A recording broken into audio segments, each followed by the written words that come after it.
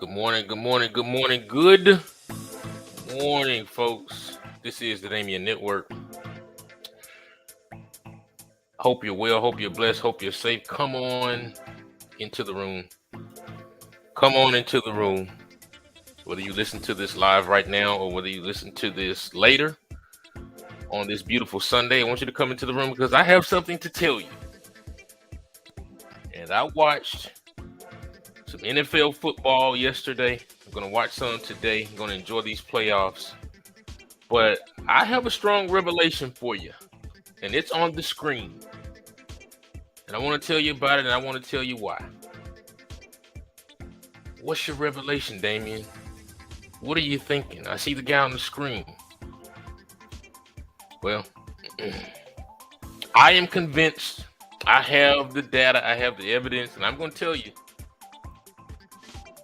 The Jacksonville Jaguars quarterback Trevor Lawrence is the new face of the National Football League.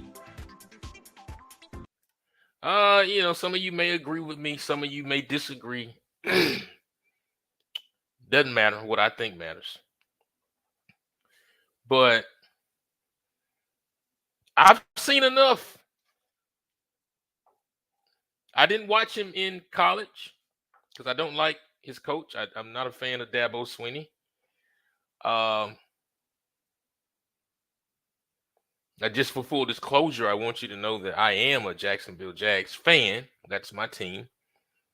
Well, you might say, Damien, no, we've known you for a while. You have been a Tom Brady and New England Patriot fan for a long time. Yes, that was true.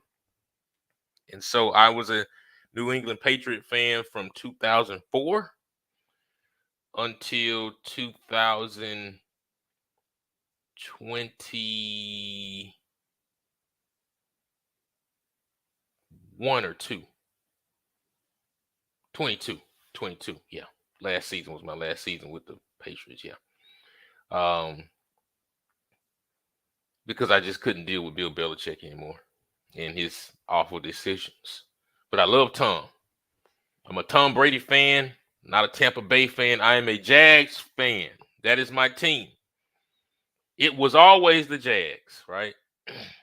But here's why Trevor Lawrence is the new face of the NFL. I don't know if you saw that game last night,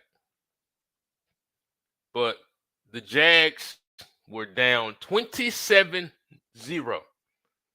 in that game versus the LA Chargers. 27, and here you have this matchup of first round pick quarterbacks, golden boys of the league, Trevor Lawrence versus Justin Herbert. Personally, I think Justin Herbert is overhyped. I don't know what all the hype is about. He isn't that impressive. He's okay. But they were down 27-0. And I've been excited about this game. And was watching it on television. I watched the first half, and once they went down 27-0, although that's my team, I said, man, I'm not going to watch this beatdown. Trevor Lawrence had thrown 4 interceptions, as we all saw. 4 bad interceptions. It was like, dude, this game is getting worse and worse and worse. And I think I turned it off and went to sleep when they fumbled that punt return, and then Chargers got them. I was like, man, this thing can't get any worse. This is a nightmare. I'm not going to watch it. And I turned it off, and I dozed off, went to sleep. And my phone is going off. People are texting me in group chats and stuff. You know how people text you in group chats? They're not even talking to you, but it's just going off. And so I can't even really get deep into my sleep. I'm annoyed by all these text messages that aren't addressed to me. But you kind of hear the game in the background. So I kind of peek up every now and then. I say, okay, they scored a touchdown. Okay, all right, they scored another one. All right, okay. Ooh, 21 points to 30. Okay. But I still was kind of dozing off. I was like, whatever. And the phone kept me awake, and I finally woke up, and I saw that these dudes won the game. Phone going off, people calling my phone. And so what excuse me, what stood out to me was the resilience and the moxie. Listen, to be a championship quarterback in this league, you got to have some resilience and some moxie. And I've seen many young quarterbacks. Trevor Lawrence, essentially, in my opinion, is in his rookie year. Last year didn't count because he had a trash NFL coach, which I think Urban Meyer is one of the greatest college football coaches, but NFL he's trash. So last year was terrible. He didn't have good teaching, didn't have good tutelage. So this is rookie year to me. And to make the playoffs after a dismal year last year, and to finally get into the playoffs, and you start the game, I think your first or second throw is an interception. Then you throw another interception. Then you throw another interception. Most kids would be down in the dumps. Coaches would be all over them. Coaches would be panicking, and that kid's confidence will be shot, and the confidence of the team will be shot, and they will be done for the night. Pack it in at halftime. I was like, what do you tell your team at halftime? When you're down like this in a playoff game at home, it's cold, the fans are booing, you can't get anything going. I think they should have been running the ball more. But somehow this kid who has this moxie, this resilience, who's been in championship situations before, tells his team, hey, stay cool. We're still in it. Let's chip away at it. And he marches back after throwing 4 interceptions and finished the games with 4 touchdown passes to win the ball game and lead them down for a game-winning drive. It doesn't get any better than that. It doesn't get any better than that. So let me tell you, why is Trevor Lawrence the new face of the NFL? Number one, he has a great story. Story is great. Now listen, I don't know how true this stat is, but they've been pushing this around. They said Trevor has never lost a game on Saturday in his football career. Not in high school, not college, and not in NFL. And it continued last night. So great story from winning at a high level in college, coming into the NFL, and continue to win. Continue to win. So great story on top of having a horrible season last year, picking up the pieces, and not only making the playoffs, but winning the division, and then winning your first playoff game in this type of fashion. Doesn't get any better story for the NFL to push, right? Had a bad season last year, right? He's the new face of the NFL because look at his stats this year in the regular season. I think 25 touchdowns, 8 interceptions, took care of the football, made the throws, eventually opened up the offense and made the throws downfield, right? Being a tall leader for this team. You might say, what about Patrick Mahomes? I thought he was the face of the NFL. Well, he is right now. But I'm going to tell you in a minute why he will not be continually. So, Trevor will continue to win and be the face of the NFL because they have a great coach. Doug Peterson, although his play calling has pissed me off the last couple games, I think he should run the ball more, stop all this cute passing. That's how you get in these type of holes. He's a great coach, a proven coach, a Super Bowl winning coach, and you saw it was needed last night for him to keep this rookie quarterback calm in those situations. Now, if he had a coach like Brandon Staley, probably would have panicked. If he had a coach like Nathaniel Hackett, they probably would have quit at halftime, right? But he had a coach like Doug Peterson who can keep him calm and collected in those situations and coach him through the situation. Even if they didn't win, it's important to coach him through that situation. So you got a great coach that's going to continue to be there. He's going to be there for the next 4 to 5 years, right? You got a great GM. And Trent Baalke, who's come in and put the right pieces around Trevor, the receiving core, the running back, the coaching staff, the defensive pass rush, the secondary. All the right pieces have been brought in to support Trevor being the face of the NFL, right? Also, that division is trash. The Houston Texans are trash right now and will be. The Colts are dumpster fire right now, okay? Who's the other team in the division? The Titans. Dumpster fire right now. So this team will continue to win with Trevor at the helm, right? And he is the new face of the National Football League for years to come. And they're going to make deep playoff runs, if not win a Super Bowl, on top of being in one of the best cities in the country with the greatest weather, Jacksonville, Florida, with a great fan base. Right? And so one of the things about Tom Brady, Kobe Bryant, Derek Jeter, when you win early as a great player, when you get a taste of winning early, you never lose that insatiable taste and you chase it. So here Trevor is in his first real season. Big playoff win. Getting a taste of winning early. What it means to come back and show moxie.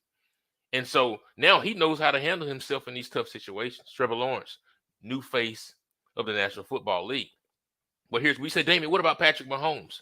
It's interesting. Patrick Mahomes will unanimously win MVP this year. No question about it. Right? Let's just be frank and honest about that. Okay. But here's the problem with Mahomes over the next couple of years. He's going to be due for a bigger contract. Number one. So as great as he is, they're going to have to pay him. If Aaron Rodgers is making $60 million right now, you got to pay Patrick Mahomes $65 million. And when you're paying a kid that much money, it limits what else you can do to put pieces around him, number one. So the salary cap is going to hurt the Chiefs going forward. Well, they can't continue this type of success and put pieces around Patrick Mahomes.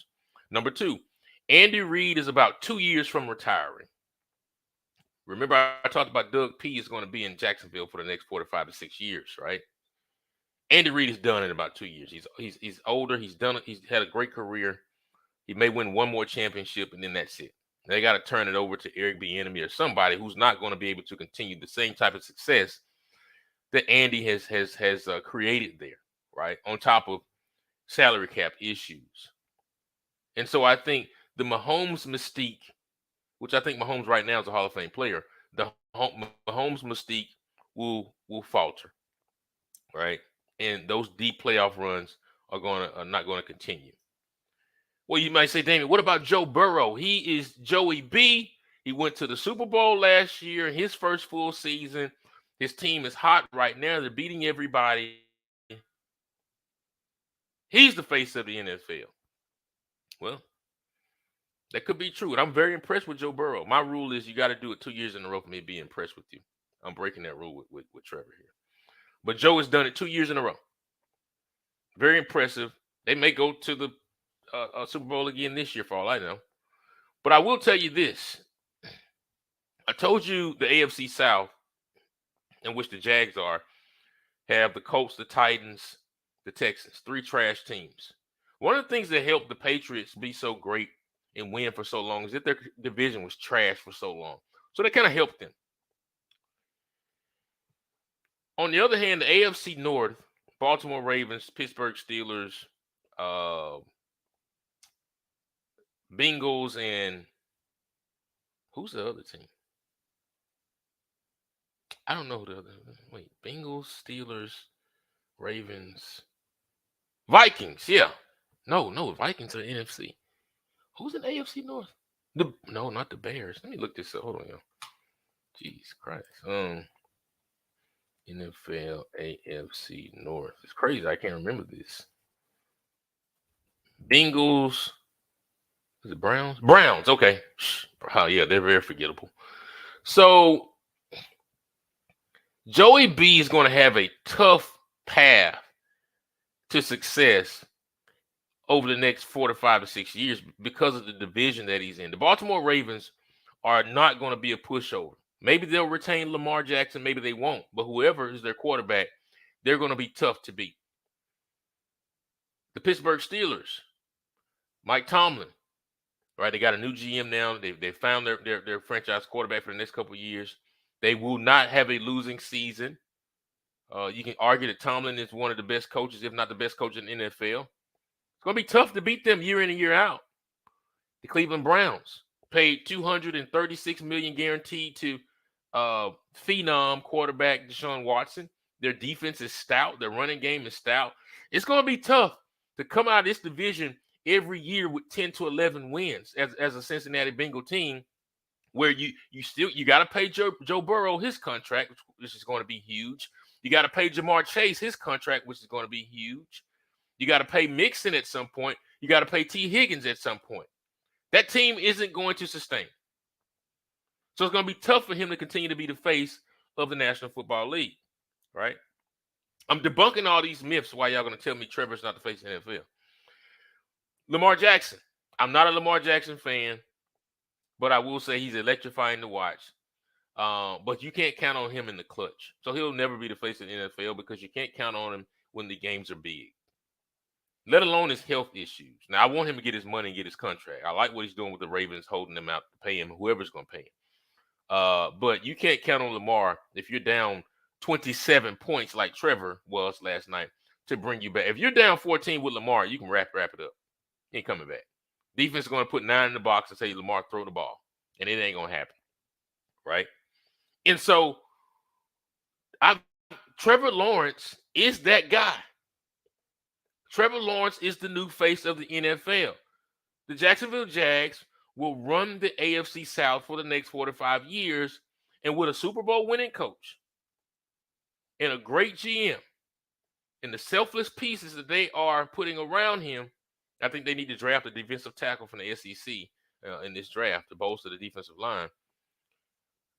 I can see very well the Jags hoisting the Lombardi Trophy in the next 3 to 4 years with a winner like Trevor Lawrence under center. This is the Damian Network. Let me know if you think I'm crazy as hell or if you think I'm spot on. This is the Damian Network.